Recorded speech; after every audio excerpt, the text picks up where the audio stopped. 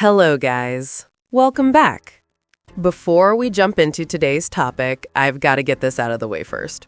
You know I'm always looking out for you all, so if you're one of those people who regularly needs a little safe space moment after hearing certain sports opinions, this might be the time to schedule one in advance. Seriously, those spots fill up fast. They can only handle so many people at once. Now, I'm not saying you'll definitely need it for what we're about to talk about, but let's just say there's a good chance some folks out there might. And if you already had plans to use one later for something else, you might want to lock that time in now. All right, so here's the story. The Sporting News recently released its all-time women's college basketball All-America teams. That means Team 1, Team 2, and Team 3, a full list of the greatest players in the history of women's college basketball. And, to their credit, they actually took a stand. So shout out to them for being bold, telling the truth, and not worrying about the backlash. In a way, it reminds me a lot of this channel, uncensored, straightforward, and not afraid of the conversation. Now, here's the part that has people talking.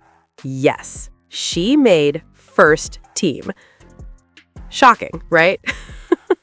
I know some people are going to struggle with that, but let's go through the list together. Starting with Team 1, which, by the way, is organized by position, and trust me, even that alone sparks plenty of debate. Oh yeah, people are definitely going to lose their damn minds over this one. Okay, here it said, ranking the greatest women's college basketball players on our all-time All-America team. Women's college basketball has changed markedly over the past 6 decades. Once viewed as an afterthought by the Board of Regents and athletic departments, the women's game is now flourishing. South Carolina's lost $6 million in Dawn Staley's program. And there's some attendance problems. But yes, ratings-wise, TV-wise, it's come a long way. I just realized I was saying that I was going to sound like I was putting it down, and that is not my point at all. But let's check this out. So, first team, Chamique Holdsclaw, Tennessee. Look, here's the thing about lists like this. And honestly, this is what I've always loved about them. The whole point is the debate. When someone puts out an all-time list, especially in sports, it's basically an invitation for fans to argue about it. Not in a bad way, in a fun way, a lively debate. Maybe even a few creative insults thrown in there. That's part of sports culture. Unfortunately, these days it feels like we can't even do that sometimes, especially when certain players get mentioned. The moment you question something, suddenly people think you're attacking someone personally. That was never the spirit of these conversations. And when you look at someone like Chamique Holdsclaw on that first team, honestly, I get it. You can argue for others, sure, but her case is incredibly strong. Here said, 20.4 points, 8.8 rebounds, 2.6 assists, .510 field goal percentage, individual honors. Now, what does make it tough in different ages? It's tough to just compare stats, right? Like, you gotta go to the film. You gotta look at the film and see players a lot. Stats, just rattling off stats, isn't gonna get it. But obviously, she had impressive stats, had an impressive career. 3-time NCAA champion, tournament's most outstanding player twice, Naismith Player of the Year twice, USBWA Player of the Year twice, right? So, and then, of course, someone this channel loves, Cheryl Miller. Forward, 23.6 points, 12 rebounds, 3.2 assists, 3.6 steals, 2.5 blocks, .563. I'm not going to go through all the stats and everyone. Just excited for the list. And of course, there is a UConn Huskies women's basketball bias. Diana Taurasi is the shooting guard. I'm not sure that's correct, but she is on here as a shooting guard. Now, don't get me wrong, she had a good career, but, just UConn players in general, I find it tough with individual awards. Not that they aren't great, but, UConn was basically UConn. You know the drill. It's where when you have all the top recruits, it's like taking the WNBA first team and second team to make a roster and then making that an actual team, you know? In fact, it's probably worse than that because there wasn't as much depth. But anyway, so yeah, Diana Taurasi. And then, of course, Caitlin Clark. Now, they didn't break out point guard and shooting guard, but it makes sense, Diana being a shooting guard. I tell you what, she's always irked me at times, I'm not going to lie. But Diana Taurasi in her prime at shooting guard with Caitlin Clark as her point guard, that would have been fun to watch. I'm just saying. Obviously, Caitlin had insane stats. 28.4 points, 8.2 assists, all-time leading scorer? Come on. 7.1 rebounds? Naismith Player of the Year twice, Associated Press Player of the Year twice. Should have gotten it more than that. But yeah, and then Breanna Stewart at the other forward position. So, there's your top 5. Shamik Holdsclaw, Cheryl Miller, Diana Taurasi, Caitlin Clark, Breanna Stewart. Curious, in your opinion, who are the 5 best women's college basketball players of all time? And then just to go through, just so you can see who else they had in mind. Really, the next 2 teams were the players that you might say, well, why aren't they there instead of players on there? Maya Moore, of course. UConn Huskies women's basketball, who is a forward. See, like for me, I personally think Maya Moore is a better choice than Breanna Stewart. Nothing against Breanna Stewart. I just think Maya Moore was a better college player than Breanna Stewart. You can make... Wait, let me make sure I have the right one up here for you. I accidentally switched it. You could make the argument, both cases, Maya Moore and Candace Parker, who's on this list, over Shamik Holdsclaw and Breanna Stewart. And those can be fun conversations, right? That's the whole damn point of sports debates.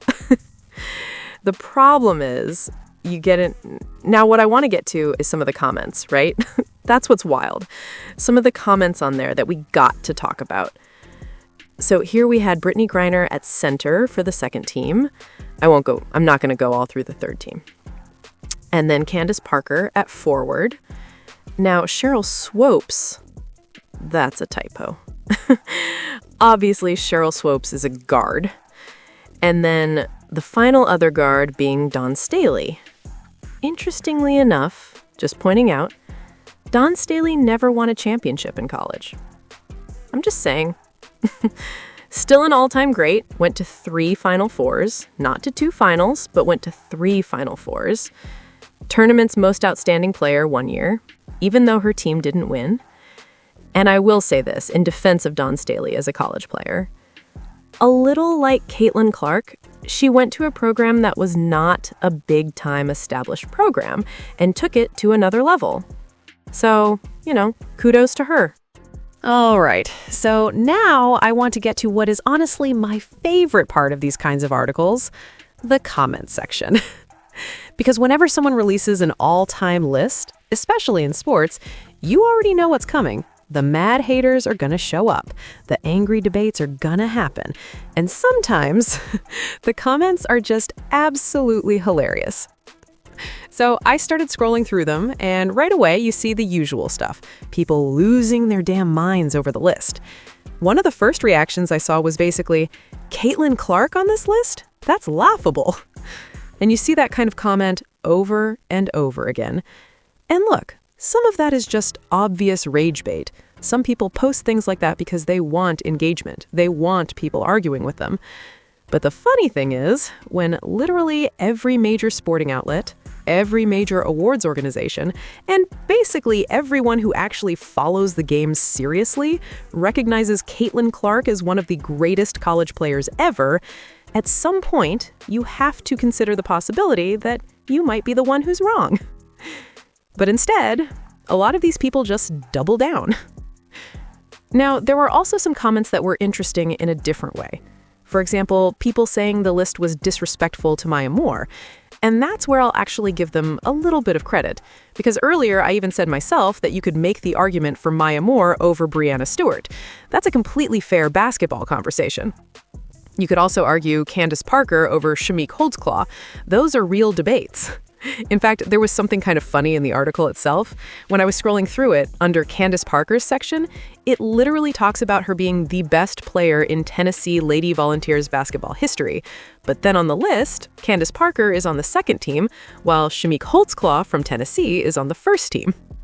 So even the article itself isn't perfectly consistent. But then we get to the comments that really show what's going on here, because a lot of people weren't comparing players by position at all. And that's the entire point of an all-time team. These are positional teams: guards, forwards, centers. It's not just the 5 greatest players regardless of role. So you start seeing comments like, Maya Moore should be over Caitlin Clark. And immediately, you know the person has no idea what the hell they're talking about. Because Maya Moore is a forward. Caitlin Clark is a point guard. If you want Maya Moore on the first team, she's competing with the forwards, players like Breanna Stewart or Shameik Holdsclaw. She's not competing with a point guard. That's not how this shit works. And yet, you see the same argument over and over again. Another person wrote that they would put Maya Moore and Candace Parker ahead of Diana Taurasi and Breanna Stewart. Again, that's half a reasonable thought. You could absolutely debate Candace Parker or Maya Moore over Breanna Stewart. But Diana Taurasi is a guard. Candace Parker and Maya Moore are forwards. You can't just swap positions because you feel like it. Then, of course, someone brought up Angel Reese, saying people were disrespecting her and implying she belongs on a list like this. Now look, Angel Reese is a very good player, but when we're talking about the greatest players in NCAA history, top 3 all-time team members, that's a completely different level of resume. And again, the pattern kept repeating. I love Caitlin Clark, but she can't be ahead of Maya Moore. Why are you comparing them in the first place? They don't even play the same position. At one point, someone commented telling people to go do your research. And that's what always cracks me up about these conversations. The people telling others to research are often the ones who can't even grasp the basic structure of the list they're arguing about. Because once again, Caitlin Clark is a point guard, Maya Moore is a forward, Candace Parker is a forward. Different positions. I know I've probably repeated that too many times already, but it's amazing how many people seem incapable of understanding it. And that's really what you start noticing as you scroll through these comments. A lot of people aren't actually debating basketball. They're reacting emotionally. Somewhere along the way, they decided they don't like Caitlin Clark, and now everything gets filtered through that feeling. They don't want to break down resumes. They don't want to compare roles, positions, eras, or accomplishments. It's just, I don't like this player, therefore the list must be wrong. Now, personally, I think there are legitimate debates within the list itself. Like I said earlier, Maya Moore versus Breanna Stewart is a real conversation. Candace Parker versus Shameik Holdsclaw is another one. Even Diana Taurasi's placement could spark debate depending on how you evaluate careers. But those are actual basketball discussions. What we see in a lot of these comment sections isn't that. It's people arguing without even understanding the structure of what they're arguing about. Anyway, I'm going to leave it there because, honestly, we could keep going for another damn hour just reading through these reactions. But I do want to hear from you. Looking at the first 2 teams specifically, would you change anything? Would you move anyone from the second team up to the first team based on position? Let me know what you think in the comments below. And as always, if you enjoyed the video, smash the like button and subscribe for more.